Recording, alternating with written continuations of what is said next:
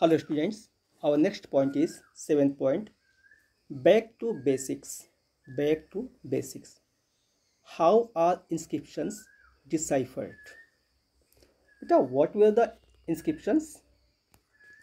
When anything was engraved on a hard stone, that was called inscriptions. ठीक ना? जब किसी कठोर चीज़ पे कोई चीज़ खुदाई करके लिख दी जाती थी तो उसे हम इंस्क्रिप्शन कहते हैं, अभिलेख कहते थे, चाहे ताम्रपत्र पे हो या पत्थर पे हो। तो उसे इंस्क्रिप्शन कहते थे। उससे क्या है, पुराने समय की बातों के बारे में लोग पता लगाते हैं, ठीक ना। तो बेटा until now we had been studying about the past things which were explained by our historians, by our archaeologists after supervision of inscriptions. Inscription को देखने के बाद उसको एक्सप्लेन करके हमारे इतिहासकारों ने जो कुछ बताया हम उन तथ्यों के बारे में जान रहे थे। But what was written on those inscriptions, it was a question. ये एक प्रश्न था कि उनमें लिखा क्या था, व्हाट वाज दैट लैंग्वेज, ठीक ना।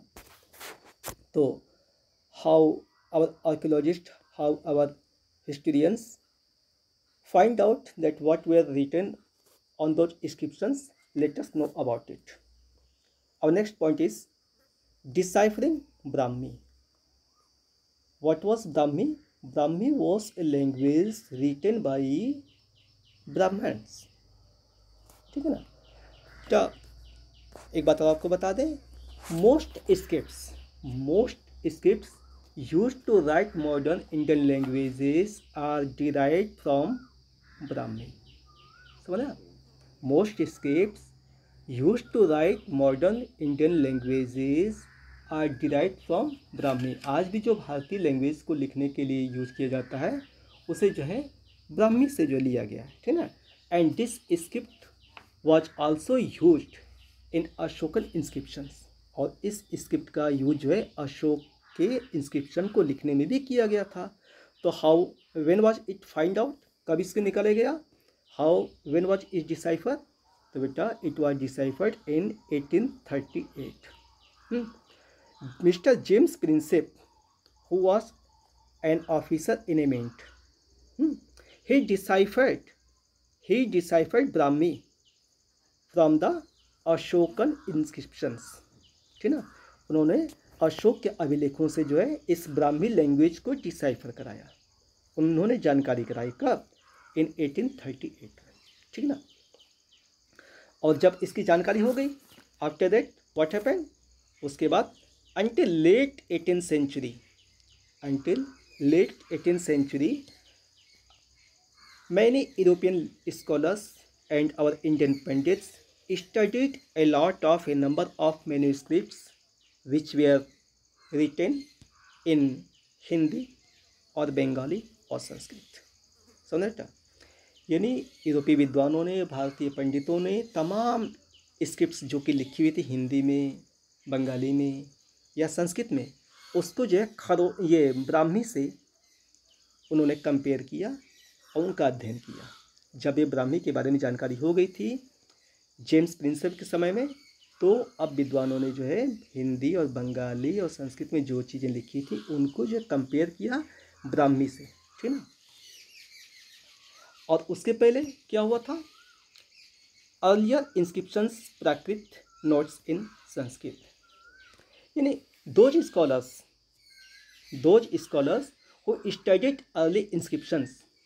who studied early inscriptions, they supposed that those were written in Sanskrit, but it was not fact. Instead of it, those earlier inscriptions were written in Prakrit. समझा? जो उस समय के earlier inscription थे, प्राचीन अभिलेख जो थे, वो संस्कृत में नहीं लिखे थे, बल्कि वो लिखे हुए थे प्राकृत में। और Prakrit was a language which was mostly spoken around Pataliputra के आसपास ही जो प्राकृत लैंग्वेज बोली जाती थी, ठीक ना। तो चलिए चलते हैं next point, how Kharosthi was read. Kharosthi को कैसे पढ़ा गया? क्या Kharosthi is also a language which belongs to Afghanistan, ठीक ना। तो खरोष्टी के बारे में कैसे पता चला बेटा? ये पता चला फ्रॉम द क्वाइंस, सिक्कों के द्वारा पता चला, ठीक ना बेटा। Those Indo Greek kings who ruled during the second first century, those Indo-Greek kings who ruled over India during the second first century, they issued their coins, and on their coins there were contains their names, in the names of the king. उन सिक्कों पे जो है राजाओं के नाम लिखे होते थे। किस में लिखे होते थे? They were mainly written in two languages, two scripts. One was Greek and other was Kharoshti. You can see in your textbook the figures of coins. हाँ, आप अपनी किताब में बेटा सिक्कों की फिगर देख सकते हैं, मतलब दोनों तरफ के, दोनों साइड के फिगर आप देख सकते हैं। और उस पर आप फिगर के ऊपर देखेंगे there is a figure of any empire, any king, and the name of that king is also written in two scripts. आप देखिए अपनी किताब में खोल करके, वहाँ पे राजा का नाम जो दो स्क्रिप्ट्स में लिखा हुआ मिलेगा। तो one is in Greek and other is in Kharosthi, ठीक ना। तो उसके बाद क्या हुआ, जब सिक्के मिले तो the European scholars compared letters, European scholars compared letters in both scripts. अब यूरोपीय विद्वानों ने जो है इन सिक्कों पे मिले हुए लेटर्स का जो है कंपेयर किया दोनों स्क्रिप्ट से। जैसे for example, for a could be found in both scripts for writing names. जैसे ए वर्ड, ए लेटर का यूज जो है दोनों स्क्रिप्ट में किया गया होगा, किसके नाम लिखने के लिए बार बार आया होगा। और एक नाम, एक राजा का नाम जो है बार बार आया है, जिसका नाम था अपोलोडोटस। तो अपोलोडोटस जो है, how was it written in Greek and how was it written in Kharosthi. The European scholars compared, they match the both scripts, मतलब फॉर द लेटर्स, उन्होंने जो इन लेटर्स के लिए जो दोनों स्क्रिप्टों को जो है मैच कराया ग्रीक का खरोष्टी से, ठीक ना। और उन्होंने मिलाया कि इस लेटर के लिए ये चीज़ लिखी जाती होगी। ये चीज़ें आप you can see in your text book, उनके लिए आपकी किताब में जो है वो दिए गए हैं, देख लीजिएगा। और अपना नेक्स्ट पॉइंट बेटा, historical evidence from inscriptions. Historical evidence from inscriptions यानी कि जो अभिलेख मिले हैं उनसे हमारे ऐतिहासिक साक्ष्य क्या मिलते हैं। तो बेटा जो ऐतिहासिक साक्ष्य मिले हैं इंस्क्रिप्शन के रूप में, वो है बेटा mostly those are Ashokan pillars.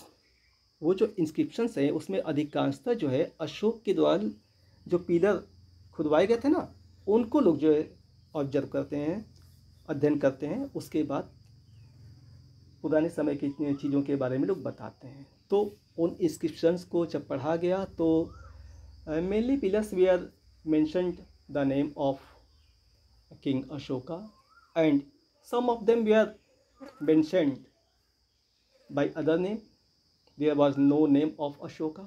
हाँ, तो देखिए name Ashoka was not mentioned in script, यानी जो पिलर मिले उसमें से कुछ पिलर ऐसे थे जिसमें अशोक का नाम जो है नहीं लिखा था। तो जब अशोक का नाम नहीं लिखा था और कुछ भी लिखा था, और दोनों ही अशोक के समय बनवाए गए थे, अशोक नहीं बनवाए थे, इस बात का कैसे पता लगाया गया? चलिए देखते हैं हम। पहले कुछ मिले जिस पे अशोक का नाम नहीं था, ठीक ना, और कुछ और मिले जिस पे कुछ जो मिले उस पर अशोक का नाम था और कुछ जो मिले उस पर अशोक का नाम नहीं था। तो जिन पे अशोक का नाम नहीं था उस पर क्या लिखा हुआ था? The king was referred Devanampiya and Piyadasi, ठीक है बेटा। तो जिन पिलर्स पे अशोक का नाम नहीं था उस पे जो है अशोक के नाम के बदले में देवनामपिया लिखा था और पियादसी लिखा हुआ था, ठीक है। तो देवनामपिया का मतलब क्या होता है बेटा? देवनामपिया का मतलब होता है बिलव्ड ऑफ गॉड। देवनामपिया का मतलब जो होता है बिलव्ड ऑफ गॉड, ठीक है। और पियादसी का मतलब होता है बेटा pleasant to behold, pleasant to behold, जो सबके लिए प्रिय हो, ठीक ना। देवनाम पिया, जो देवताओं का प्रिय हो, भगवान का प्रिय हो। पियादसी, जो सबके लिए सुंदर हो, सबके लिए आदर्श हो, ये लिखा हुआ था। और अशोक के लिए जो तमाम जगह ये शब्द यूज किए गए हैं। तो इतिहासकार इस बात पर सहमत हुए कि ये दोनों जो है पिलर्स अशोक के समय में अशोक के द्वारा ही लिखवाए गए हैं, ठीक है ना। चलिए देखते हैं हम। इंस्क्रिप्शंस वेयर मैच्ड, और वो जो अभिलेख जो थे वो मैच कराए गए। कैसे? In terms of their content, their style, their language and their paleography. जो इंस्क्रिप्शन पाए गए, कौन से inscription? Some of them were mention the name of the Ashoka, कुछ पे नाम अशोक का लिखा हुआ था। And somewhere others on which Ashoka was not mentioned. Instead of name Ashoka, there was mentioned Devnampiya and Piyadasi. यानी कुछ थे जिस पे अशोक का नाम लिखा हुआ था, कुछ ऐसे थे जिस पे अशोक का नाम नहीं लिखा था, बल्कि उसके स्थान पे देवनामपिया या पियादसी लिखा हुआ था। तो उन दोनों इंस्क्रिप्शन का जब लोगों ने जो है मैच कराया, किसके थ्रू, किस बेसिस पे? On the basis of their content, their style, their language and their paleography. जब इन बेसिस पे उन्होंने मैच कराया तो they came to know that those pillars were engraved of the same period and those were engraved by the same king. ये पता चला कि वो सब एक ही समय के बनवाए गए थे, लगभग एक ही काल के और एक ही राजा के द्वारा बनवाए गए थे, क्योंकि लगभग सारी चीज़ें द सेम थी, यानी वो सब की सब अशोक के द्वारा लिखवाई गई थी, ठीक है। और वो जो राजा के आदेश होते थे वो कहाँ पे लिखवाए जाते थे, कहाँ खुदवाए जाते थे? देखिए, किंग्स ऑर्डर्स वेयर इंस्क्राइब्ड, जो राजा के आदेश थे वो इंस्क्राइब किए जाते थे कहाँ पे? Mainly on natural rocks on the site of important routes of communication, यानी संचार मार्गों के किनारे। एंड नियर द सिटीज, और नगरों के पास, यानी कि at the front of doors, मुख्य द्वार पे जो है लिखे हों, लोग आएँ जाएं, उन्हें रुक करके पढ़ें। तो उनके राजा के आदेश जो थे, those were engraved either on natural locks और along with the communication routes और नियर द सिटीज, ठीक ना, एट द डोर्स, यानी कि मुख्य द्वार पर, रास्तों के सहारे और जो है चट्टानों पर लिखे होते थे, ताकि so that people read them and follow them, लोग उनको पढ़ें, उनको फॉलो करें, ठीक है ना बेटा। और इसके बाद बेटा अगला इसमें जो हमें कुछ एविडेंस मिले उसमें क्या है? Ashokan inscriptions have not been found in Kalinga's conquered area.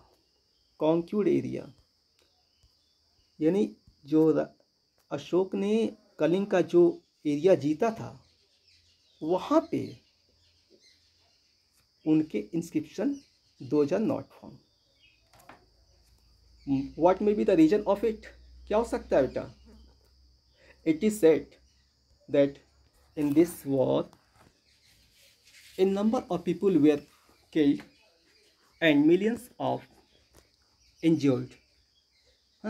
Seeing this situation, seeing this condition, Ashok felt so sorry that he decided at once that he would not uh, fight any other struggle, any other war in his life. And they went back to his old kingdom.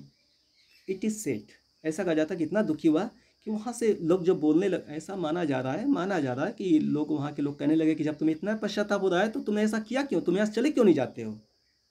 ऐसा may be possible, ऐसा हो सकता है। तो अशोक ने वहाँ छोड़ दिया होगा और वो अपने पुराने राज्य में वापस चला गया होगा। It may be the reason that his inscriptions they are not found in that areas which were conquered by him. जो हिस्सा उसके द्वारा जीता गया है वहाँ पे इसके इंस्क्रिप्शन नहीं मिले हैं, तो ये माना जा रहा है कि उसने वहाँ पे लगवाए नहीं होंगे। तो बेटा 7.3 पॉइंट आपका समाप्त हुआ, और अब बचता है आपका लास्ट वाला, the limitations of inscriptional evidence. इसे हम नेक्स्ट वाले में सेंड करेंगे। That's all, thank you.